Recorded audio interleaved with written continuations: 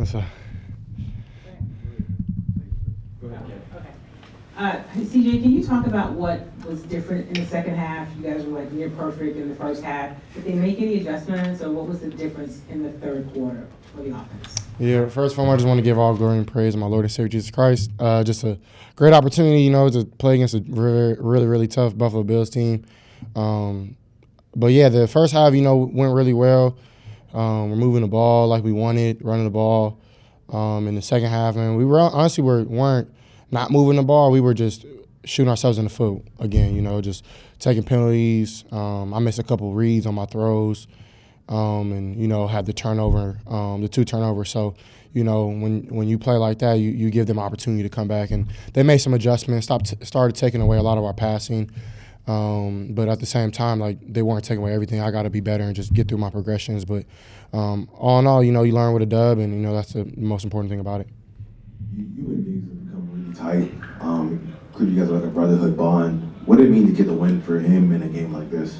It was huge, man. I know he was, he really didn't say nothing all week, but I know today he was a little emotional, just we wanted to, just play well against him, being his former team, which, everybody, just like we played JG last year, a couple weeks ago.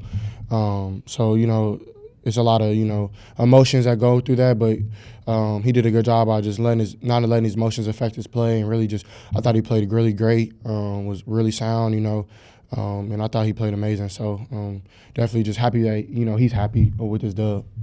CJ, not only were you able to see Kaimi come off with the 59-yard field goal, but today he also became the all-time franchise leader in points scored. Just his impact to this team, and is there a certain trust factor that now everyone kind of expects him to drill these 50-yard plus field goals and just walk away with an easy win in that sense? I wouldn't say that. We trust him if we are in that position, but we try to put him in the best opportunity possible, especially I hold myself, to a high standard when it comes to that. And that intentional grounding was, I had no idea why I get it, I guess. I mean, that wasn't necessarily abrupt. Like, I don't think it was that aggressive that I didn't throw it, like, to anybody. But at the same time, I do understand it is what it is, still got the win. I thought Rob did a great job on the punt return, just getting us something, and then me and Dare just finding a play to get 4 or 5 yards and then bang a timeout. I thought that was huge, man. So it's not all about, one thing about me, I don't try to ride the roller coaster. I know everybody was coming to me like trying to juice me up, but honestly, I just try to stay calm, know that I made a mistake. But, it doesn't make me. I thought I played really solid other than those 2 plays, but when you got guys to lean on, like we talked about earlier in the week, just playing complimentary football, Kaimi had my back. The defense had my back. My O-line had my back. Everybody had everybody's back. We had the defense back in the first half. Like, we all play complimentary football. A lot of great things are going to happen for this team. Go ahead. You had no Nico in the second half. This might be a bit of a simple question, but what exactly does this offense lose when he then exits the game? Man, I think he's the best receiver in football, So, when he gets out the game, it definitely is tough on us, and a lot of things are, predicated towards him and planned for him, and I definitely do think like we still have a lot of other guys to step up too. So I thought they did a good job doing that. I thought Hutch played solid, and really, I mean, you got to just find a way to win. We did that today, so definitely hope Nico's okay, and just we can get him back as soon as possible. But I definitely know that we have a lot of depth in that room. A couple more. Hey, CJ, how does winning games like this today, games where you guys didn't necessarily play your best in the second half, but still pulling out, how does that help you guys going forward too? Man, there's a ton of things I always learn from, and I always say, man, winning in the NFL is not easy. So, of course, you're not looking at yourself like, dang, we were perfect. Clearly, we're not. But I mean, that's every week. There's always things you can clean up. Some things are more abrupt and more noticeable than others. But I feel like when you can find a way to find a win, man, like that shows you how much of a resilient team you are. So, man, you learn with a dub, and that's the best thing that you can do. So, man, I'm super just proud of my guys for just keep fighting, and, just keep working, keep grinding, keep chopping wood, keep carrying water, because it's not easy to play great 4 quarters of football. But, the more we can do that, I think everybody can tell, man, we're going to be a force to reckon with. Hey, can you talk about Dare today? I mean, he made plays like when you guys really needed him all kinds of ways, whether it was catching the ball, throwing some blocks, running. Can you talk about him today? Man, once again, Dare playing great. Me and him have a great connection back there. There's times where, he's not supposed to really get the ball, but, he just shows up.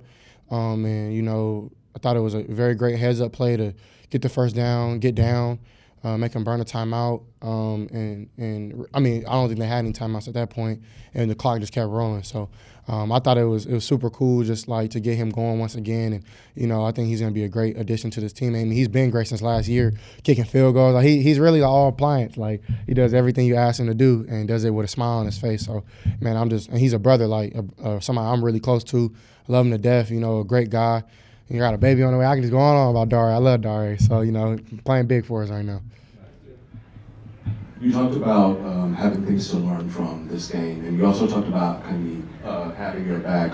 What was the biggest lesson or biggest takeaway that you learned from this game, and how important was the performance of Kaimi Fairbairn to this win?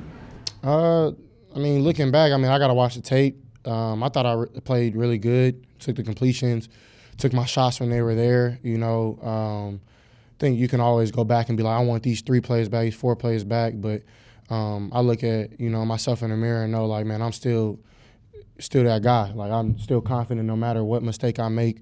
I'm still humble, learning from my mistakes. But, even in those moments, man, like, I'm still trying to, just uplift myself. So I would say that's what I kind of learned today was, like, man, no matter what, man, just trust yourself. And I feel like I did that, moving the ball up and down the field against a good defense. 43 made a heck of a play on that kind of okey doke to me. He played both. And he was making plays all before he got hurt. So, that was a great Bills defense. I thought McDermott changed up the calls in the second half a lot. But then you talk about Kaimi. He had my back, just like I have his back. Everybody has each other's back on this team. We all, this is one of the closest teams I've ever been on. So I definitely think that has to do with just getting the close dubs and having each other's back when it comes to that. To follow up on an earlier question, dating back to last year, it feels like every time you have the ball last in these type of close games, you find a way to get the dub. What leads you to always being able to come through in those close moments? Honestly, I would say just my teammates, like, honestly, I can sit up here and be like, well, I was seeing this coverage and I can go through that, and that has some truth to it as well, like just trying to pick the defense apart. But honestly, like, just my teammates, keep chopping wood, keep carrying water, because it's hard to play 4 quarters of solid football in the NFL. When you do, you usually blow the team out, but that's why it's NFL, best players in the world battling against each other. So when you just have a resilient squad. It's just, like, for me, if I get the ball last, I'm really trying to ice the game, like trying to put it to bed. And I thought I got it done, and then got the intentional ground, and that killed me. I was so upset. But learn from that, and when you learn from a win, man, that's huge. So honestly, man, I just, I don't think they call me Cool Breeze as a kid for a reason. I just try to stay cool, calm, collected. I pray a lot. That's a huge for me. Is just like when the intentional grounding happened and we backed him up, that was a huge punt by Tommy. I'm like, man, God, just give me another opportunity. And man, he gave me the opportunity, and I, try to do what I could with it. So, but it's not just me out there; it's my whole team. You know what I mean? So definitely just blessed to, be 4-1 at this point. Just got to keep rolling. Gotcha.